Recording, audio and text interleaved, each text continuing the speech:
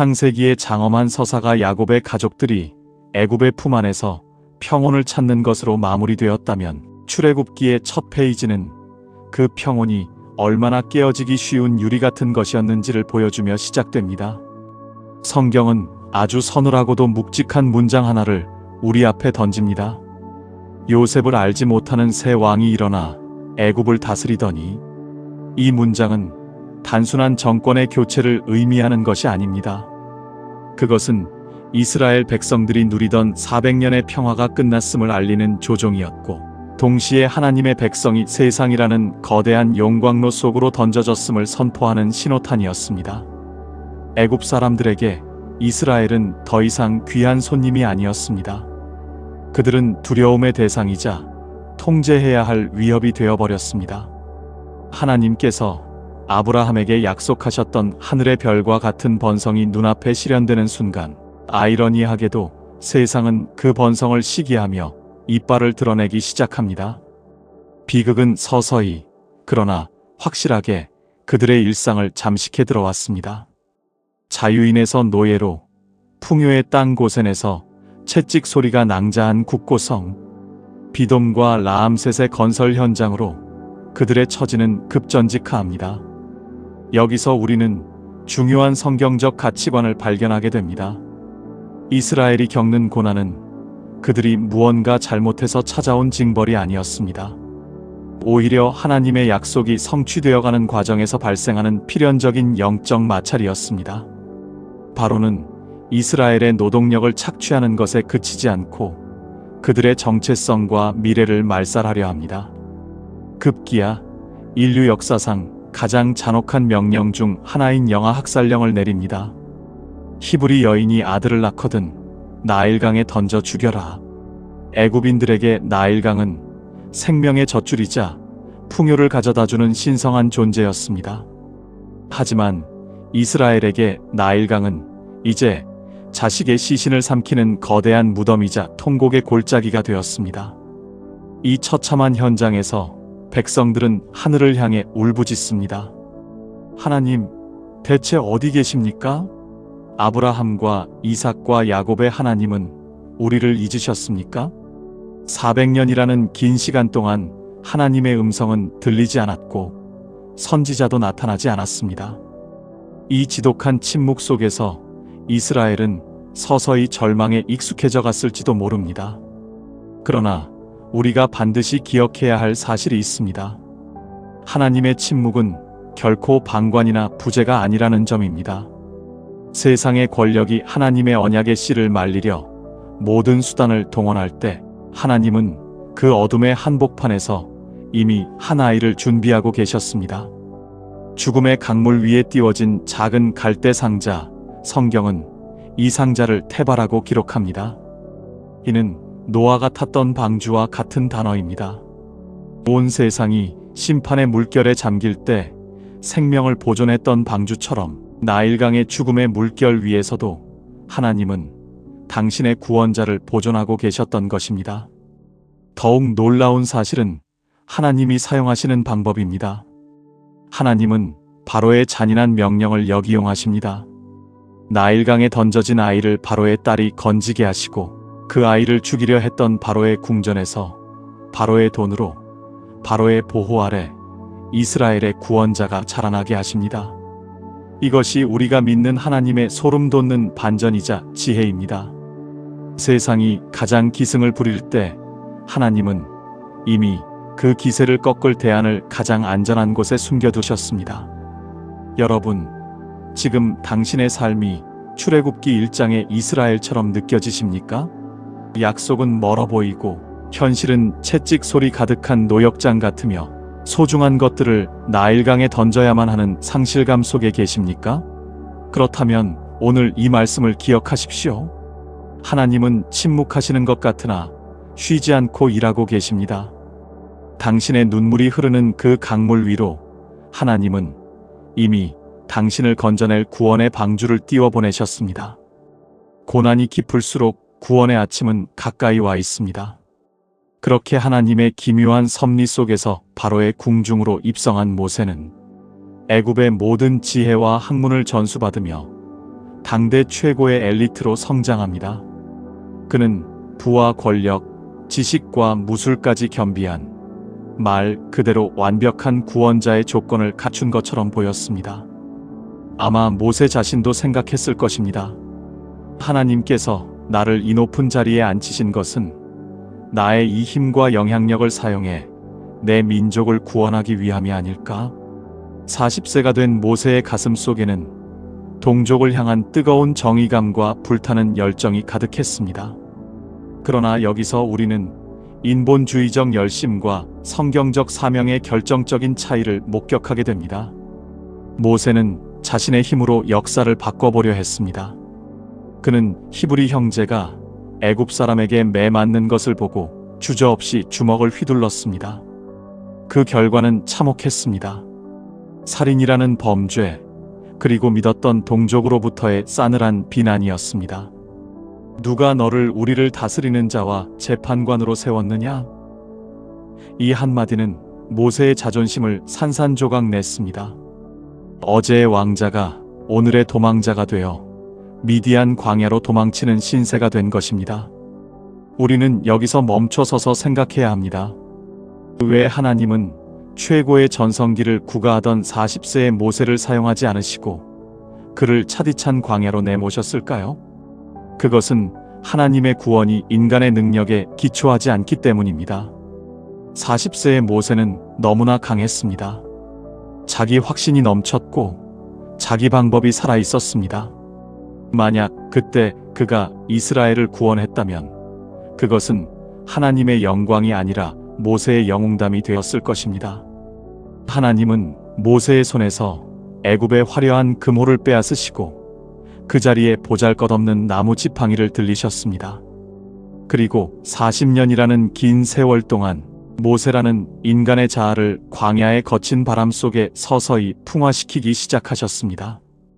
광야에서의 40년은 세상의 눈으로 볼 때 철저히 버려진 시간이었습니다. 왕궁의 언어는 잊혀졌고 광야의 거친 숨소리와 양떼의 울음소리만이 그의 일상이 되었습니다. 모세는 그곳에서 이방인의 나그네가 되어 게르솜이라 이름 지은 아들을 키우며 자신의 이름조차 잊혀가는 고독을 견뎌야 했습니다. 하지만 성경적 가치관으로 볼 때 이 40년은 낭비된 시간이 아니라 가장 밀도 높은 하나님의 학교 수업 시간이었습니다. 하나님은 모세의 혈기를 깎아내어 온유함으로 바꾸셨고 그의 교만을 녹여 겸손의 그릇으로 빚으셨습니다. 나는 아무것도 아닙니다 라는 고백이 그의 영혼 깊은 곳에서 터져나올 때까지 하나님은 인내하며 기다리셨습니다. 우리는 흔히 고난의 터널을 지날 때 하나님이 나를 잊으셨다고 절규합니다. 하나님, 제 젊음이 다 가고 있습니다. 제 재능이 썩고 있습니다. 대체 언제까지 저를 이 메마른 땅에 방치하시렵니까? 라고 묻습니다. 그러나 출애굽기 2장 후반부는 우리에게 위대한 반전을 예고합니다. 이스라엘 백성들의 고통이 극에 달해 그 탄식이 하늘에 사무칠 때 하나님은 비로소 움직이십니다. 성경은 하나님의 일하심을 4가지 강력한 동사로 묘사합니다. 하나님은 백성의 고통 소리를 들으셨고 아브라함과 맺은 언약을 기억하셨으며 그들의 비참한 형편을 보셨고 마침내 그들의 고통을 아셨다고 기록합니다.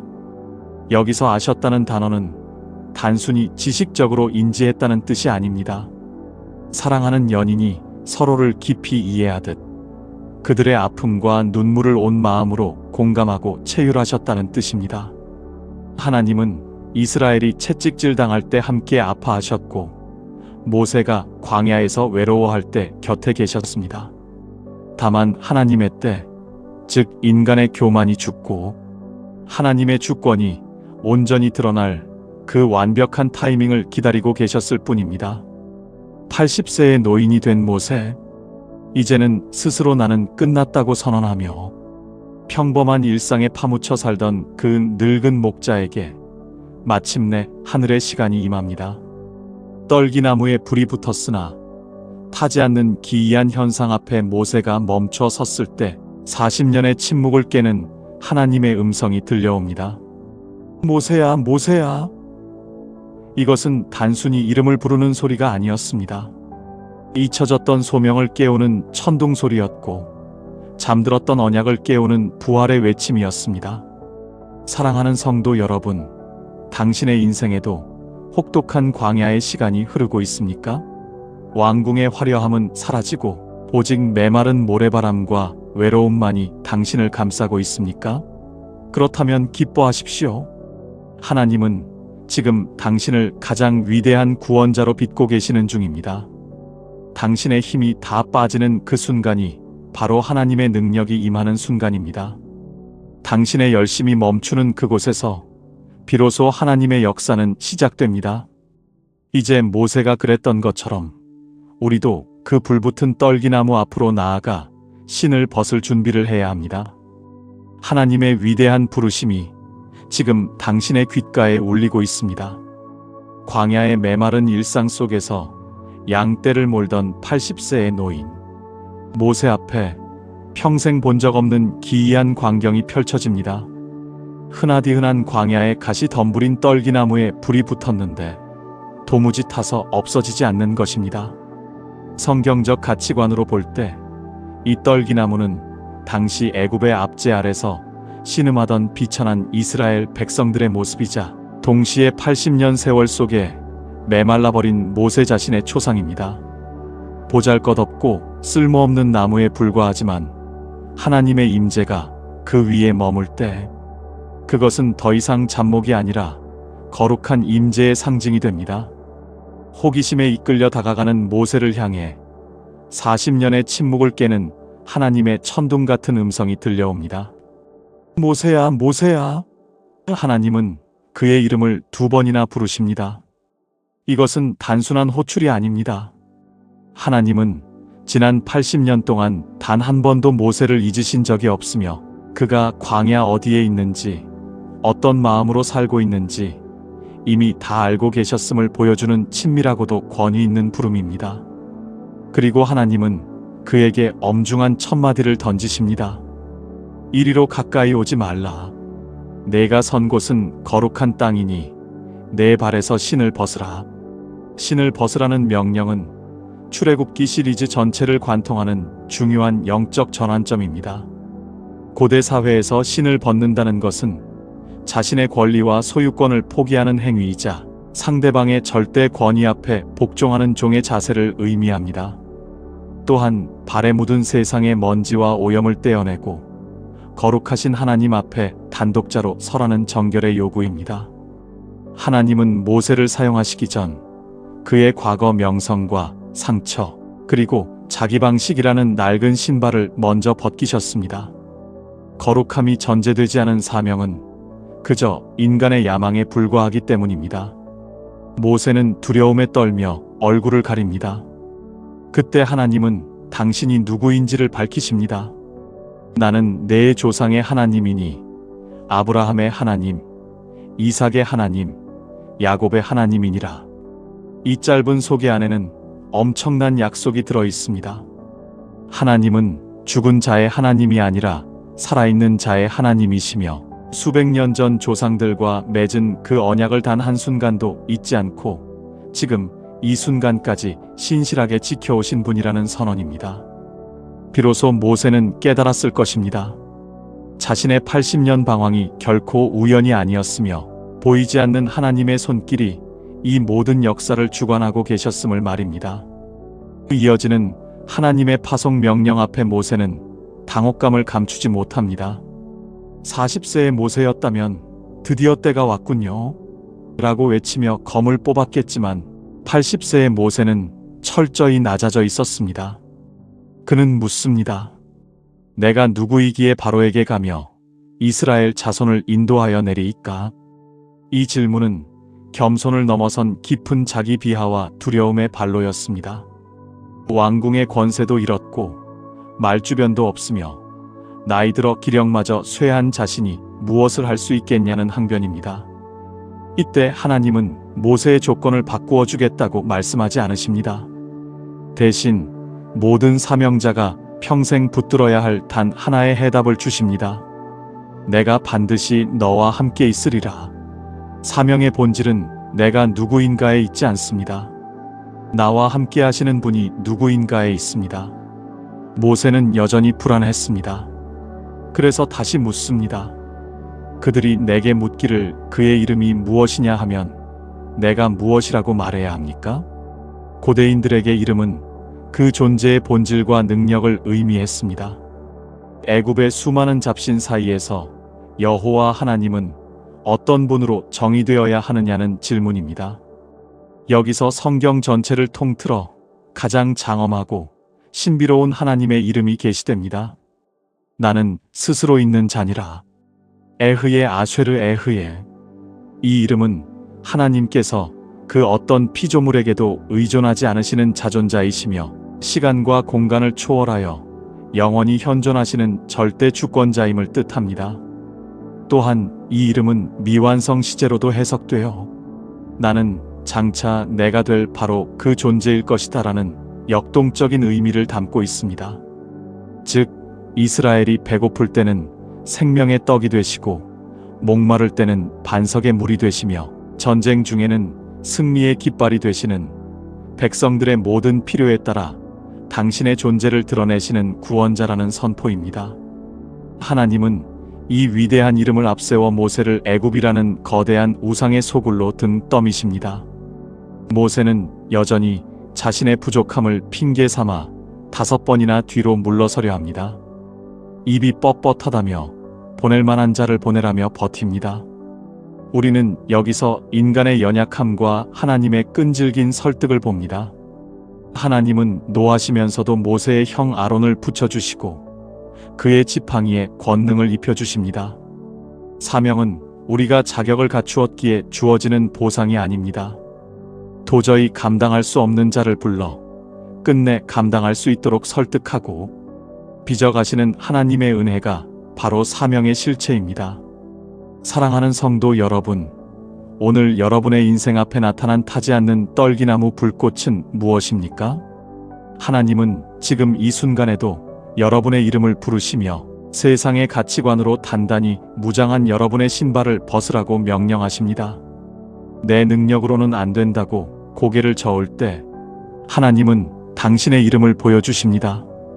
당신이 무능할수록 하나님의 전능함은 더욱 밝게 빛납니다. 스스로 계신 그 하나님이 오늘 당신의 하나님이 되시겠다고 약속하십니다. 그 이름의 권세를 믿고 이제 두려움의 신발을 벗어 던지십시오. 하나님의 끈질긴 설득과 위험 앞에 마침내 모세는 40년 동안 머물렀던 미디안 광야의 안주함을 뒤로하고 일어섭니다. 그의 곁에는 화려한 군대도 금은 보화도 없었습니다. 오직 나귀 한 마리에 태운 가족들과 손에 쥐어진 낡은 지팡이 하나가 전부였습니다. 그런데 성경은 이 장면을 묘사하며 아주 의미심장한 기록을 남깁니다. 모세가 하나님의 지팡이를 손에 잡았더라. 방금 전까지 이 지팡이는 양떼를 몰던 평범한 나무 막대기에 불과했습니다.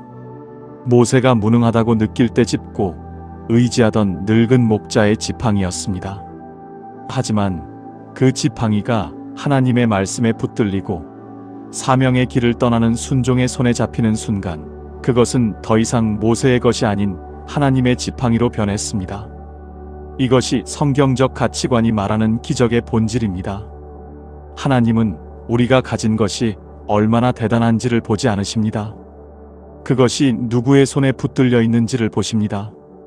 내 삶에 보잘것없는 재능과 초라한 환경이라 할지라도 하나님의 손에 들여지면 그것은 홍해를 가르고 반석에서 물을 내는 권능의 도구가 됩니다.